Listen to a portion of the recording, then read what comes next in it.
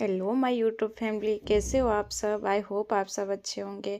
मैं ये general reading लेकर आई हूँ, टाइमलेस है ये। अगर आप जब भी इसे देखोगे, इससे कनेक्ट करोगे तो आप कमेंट में थैंक यू यूनिवर्स ज़रूर लिखना।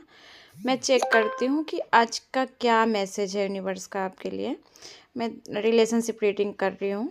आप अपने पार्टनर को इमेजिन करते हुए ये वीडियो देखना। आप उनका 3 बार नाम लेना और इससे रिलेट करते हो तो कमेंट में थैंक यू यूनिवर्स ज़रूर लिखना। मैं देख पा रही हूँ कि आपके रिलेशनशिप में ना चीज़ें बहुत ज़्यादा अच्छी नहीं चल रही हैं। हेल्दी रिलेशनशिप नहीं दिख रहा है आपका। चीज़ें अप्स एंड डाउन रही हैं बहुत ज़्यादा। कभी चीज़ें बहुत अच्छी होती हैं, कभी एकदम से चीज़ें ख़राब हो जाती हैं।